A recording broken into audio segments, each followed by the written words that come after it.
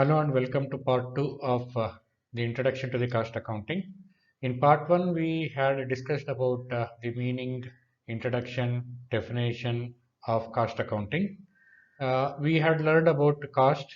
Basically, cost is the amount of expenditure incurred on a given thing, unit of output, or a service rendered, etc. In this session, we are going to discuss about the ascertainment of such cost, that is expenditures, then different cost methods and techniques, and advantages and disadvantages of cost accounting. So here, the ascertainment of cost is the basic function or the objective of cost accounting.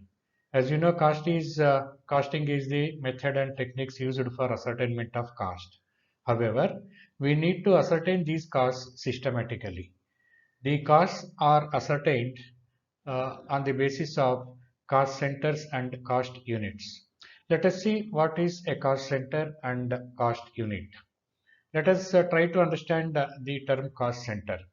According to ICMA London, cost center is defined as a location, a person, or item of equipment or group of these for which cost may be ascertained and used for the purpose of cost control. A cost center may be classified further as follows. The first classification of cost center is personal cost center. It consists of a person or group of persons on the basis of which the costs are ascertained. Here the costs are identified and recorded on the basis of a person. For example, supervisor. For example, a doctor who renders services to others, or a manager, etc. Or group of persons working in a project or in a unit or in an organization, etc. Then the second classification is impersonal cost center. It consists of a location, for example, a factory site, or a unit of a particular unit of a factory, for example, assembling unit, service unit, or generator unit, etc. A location or item of equipment, for example, a lathe machine or X-ray machine or a CT scan machine, etc. So on the basis of which the costs are ascertained. How much expenditure incurred in say a production unit, how much expenditure incurred in service unit or a service center, how much expenditure incurred on say a CT scan machine or so a lathe machine. So that's how. So these are these cost centers, impersonal cost centers, based on which the costs are ascertained and they are recorded. Further, the cost centers may be classified into. The first one is production or producing cost centers. These centers are engaged, these cost centers are engaged in manufacturing or production of goods by using raw materials, machineries, and labors. For example, machine shops, welding shops, assemblies, etc. Then it is also further classified into service cost center. For example, these are ancillary to the production centers. These renders services to production cost centers in manufacturing products, and hence indirect costs are incurred in these cost centers. Examples: services cost centers are stores, plant maintenance, labor office, etc. These are again there are two types of cost centers. Let us see. First one is operation cost center. It consists of those machines or persons which carry out similar operations. So similar kind of activities they do normally, and output will be also normally so uniform. Then second one is process cost center. It consists of those engaged on a specific process or a continuous sequence of operations. For example, cement industry, steel industry, etc. So for certain processes are being identified, and the products move from one process to other process, and finally a finished product will come out. So that's how these cost centers are classified into operation cost centers as well as process cost centers. Now further, the ascertainment of costs will be done on the basis of cost units. So ascertainment of cost is an important function of cost accounting because cost is the amount of expenditure incurred as we knew earlier. And this ascertainment of cost is being done on two bases. First one is on the basis of cost centers. It may be personal cost center or it may be impersonal cost centers. Now the second basis of ascertaining the cost is on the basis of cost unit. Let us see what is this. A cost unit is unit of product, service, or item in respect of which the costs are ascertained and expressed. Say for example, cost per ton of steel, cost per machine hour, cost per passenger kilometer, etc.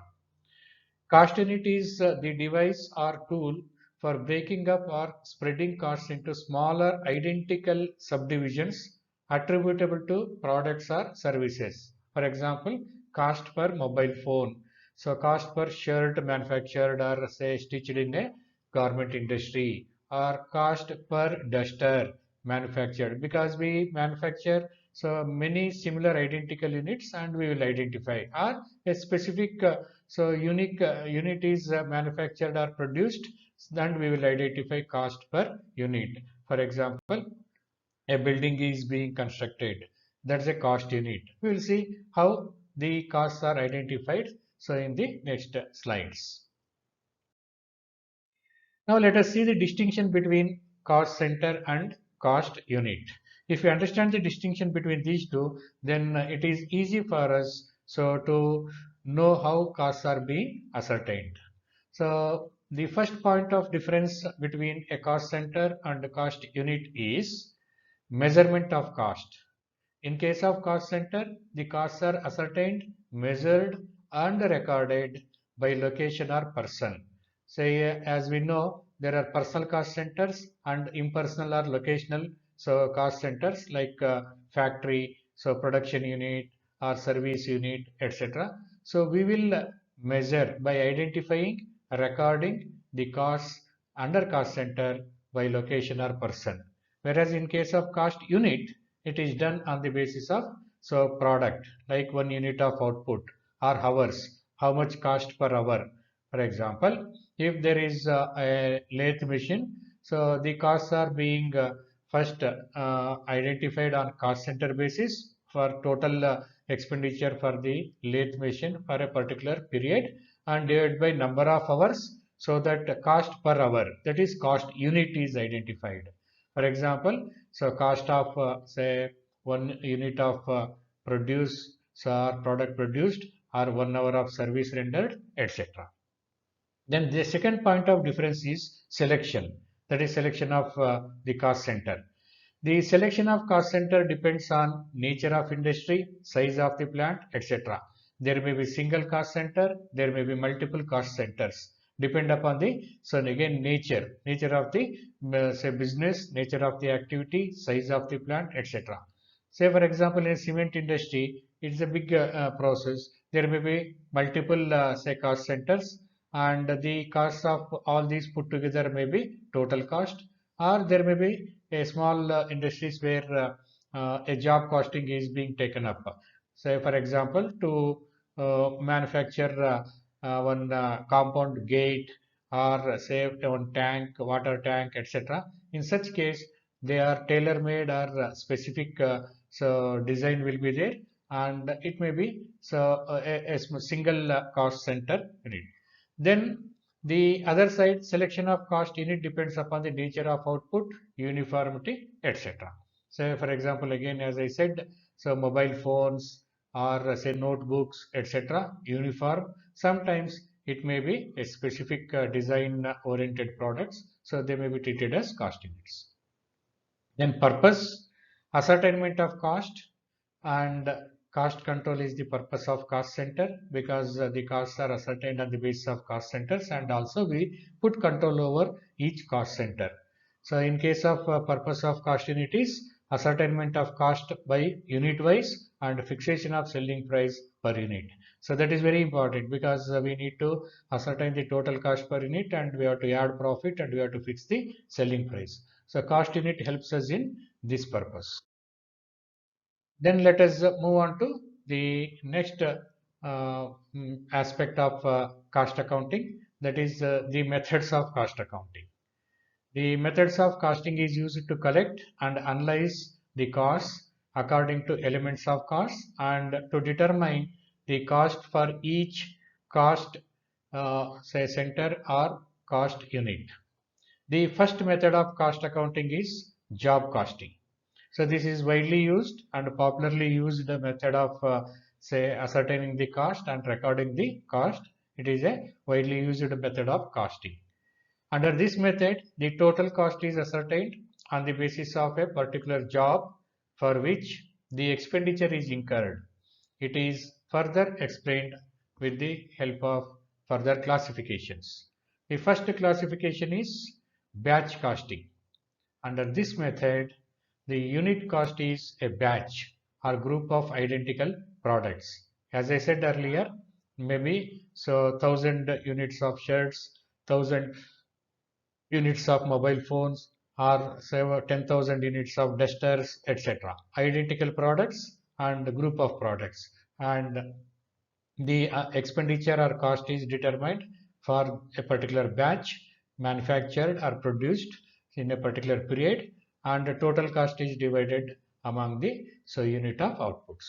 The cost of group of products is ascertained, for example cost per toy in batch of toys, etc.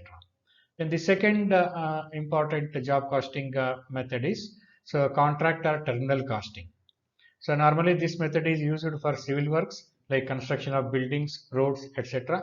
As I said, it is a customer made, so not uniform. So depend upon the requirement of the customers, a specific job is taken up and that is being carried out. That is called contract or terminal costing. Then the third method of job costing is multiple or composite costing. Under this method, the cost of each part or component is determined separately and later assembled into a single product. The best example is aircrafts, automobiles. For example, in case of a car, then engine, tires, then batteries. All these are manufactured separately and they are assembled into a single product, so that is called a car, an aircraft, etc. So this is how this multiple or composite costing, job costing is being carried out. Now let us move on to the next method of costing, that is process costing.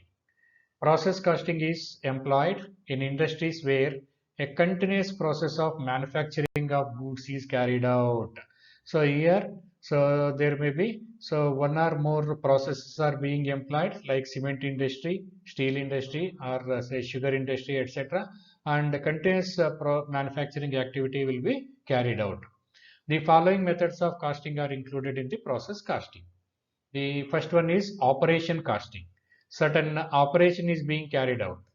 Under this method, the method of manufacture consists of a number of distinct operations and the cost in it is the operation instead of process. The operation instead of process. Again, the best example is cement industries, etc. Then singular output costing.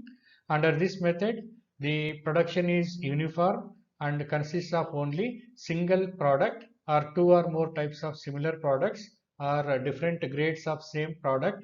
Example, steel production, refineries, that is petroleum refineries, etc. Then the next method of costing is operating costing. First we had job costing. Second one is process costing. So where the activities are in process and output is being determined. Third one is operating costing. It is a cost of service rendered.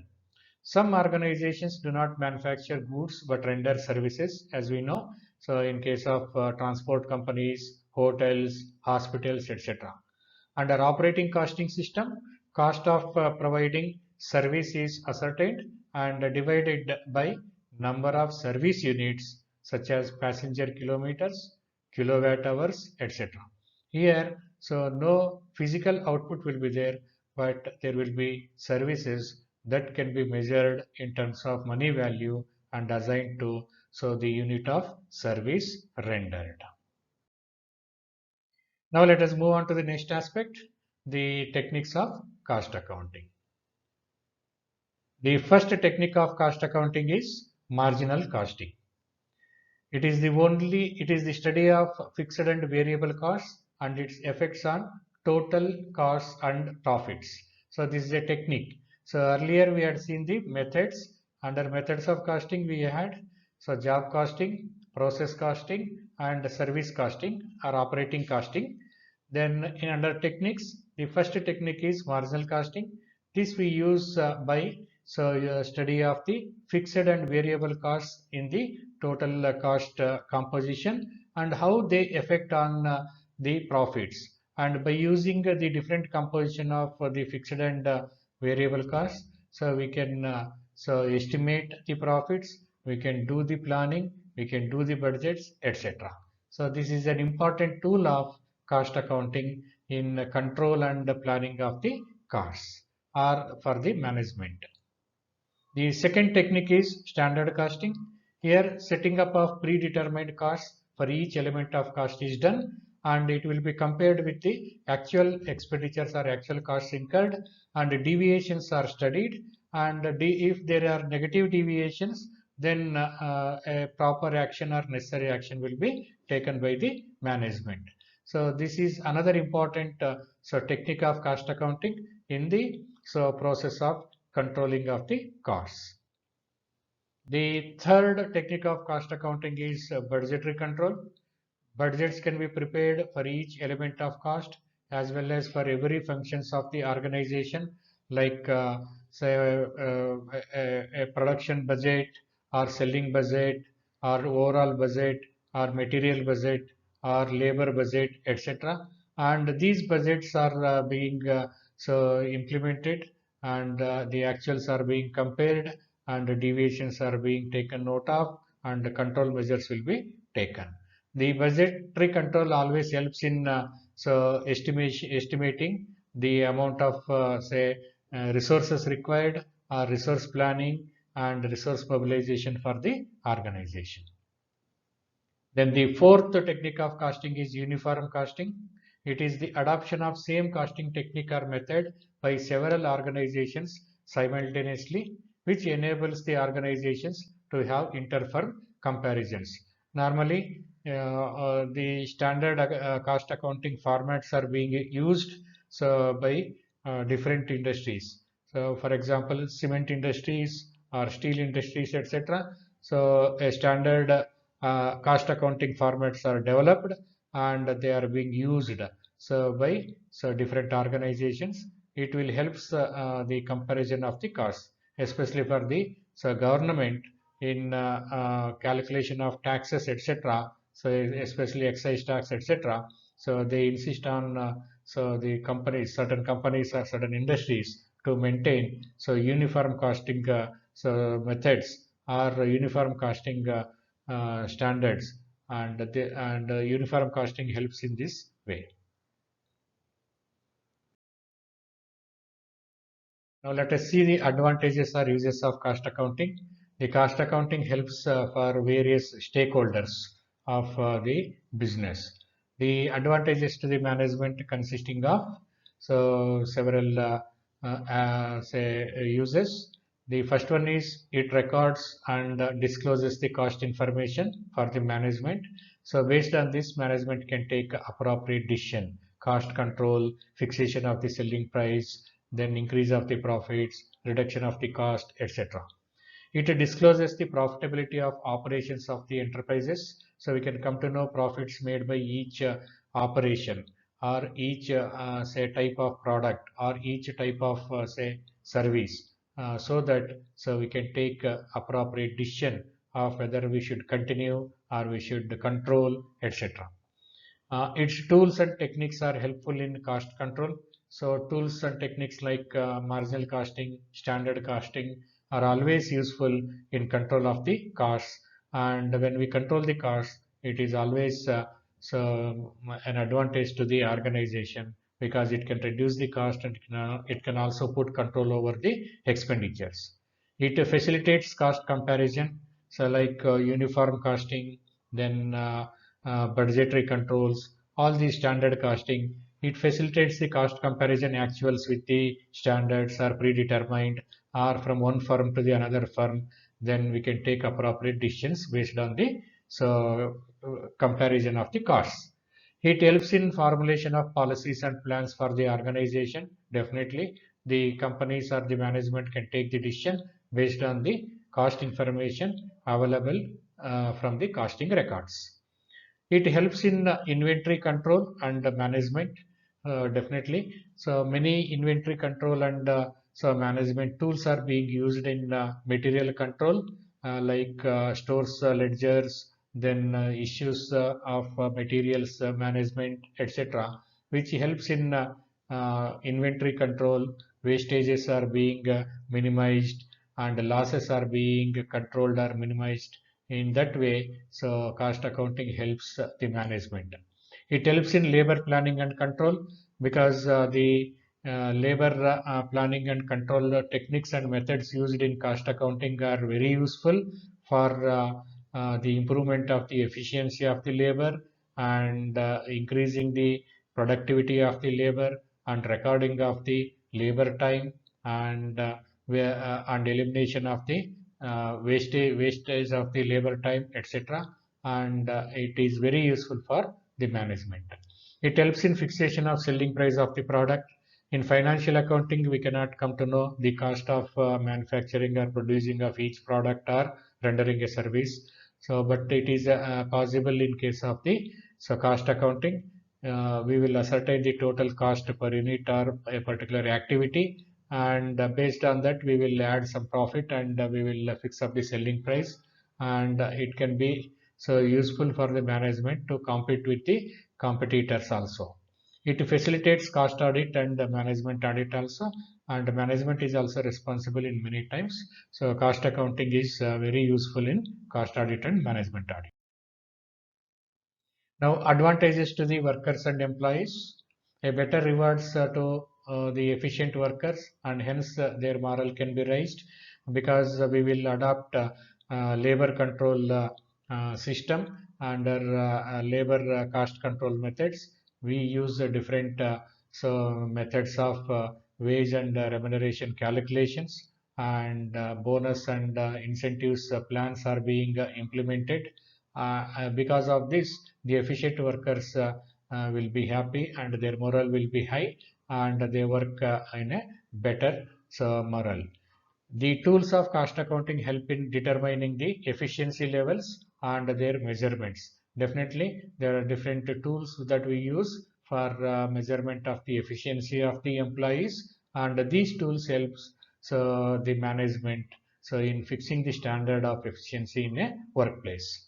Then it ensures job guarantee and better rewards for efficient workers. The different wage payment methods adopted or included in the cost accounting helps or ensures the job guarantee for the employees. Then other benefits includes: it reduces the cost, and therefore customers can also get goods and services at cheaper rates. The management can also compete with lesser price with the competitors, so that it can capture more market. It can have more customers also. It helps the government in calculation of certain taxes like excise duty, etc. So because the costs are determined by cost centers and cost unit wise. And finally, it helps the government in preparation of national economic plans based on the cost data and information. Then we shall finally move on to the last aspect, that is the limitation of cost accounting. The first limitation of cost accounting is based on certain assumptions and estimations. In other words, there are no exact rules or ready-made system for determining the costs in cost accounting. However, of late, the institutions like ICA, MA London, etc., have developed many tools, methods, and techniques of ascertaining, recording, analyzing, and presentation of the cost information, and they try to overcome this limitation.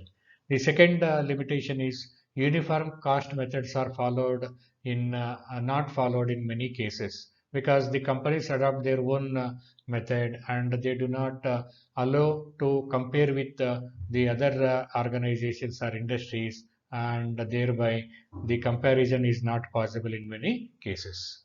Then the third limitation of cost accounting is applicable to only manufacturing and service enterprises, whereas it is not applicable to trading business enterprises like those who buy goods for the purpose of selling or small enterprises. For example, if you take Reliance Retail Mart, they do not manufacture anything. Only thing is they buy and sell.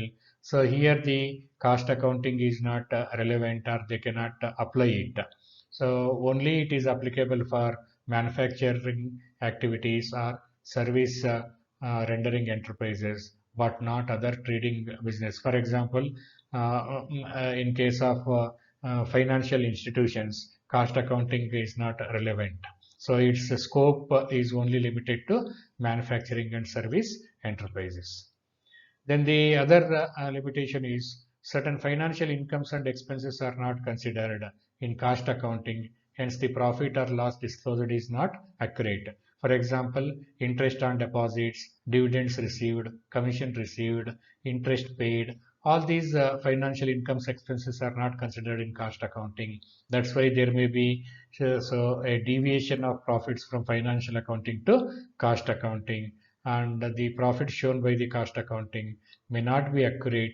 It is not the overall profits of the business, but it is the profits of a particular activity of manufacturing of goods or surrendering of the services.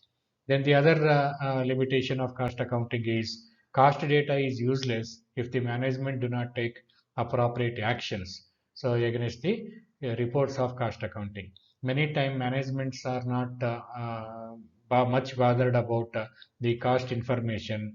They only simply implement the cost accounting, but they may not be very serious. So unless the management take appropriate action, so the data will become useless, and thereby cost accounting expenditures will be wasted. So with this, I conclude the first introduction to the cost accounting with the second part, and I end up this session. Thank you.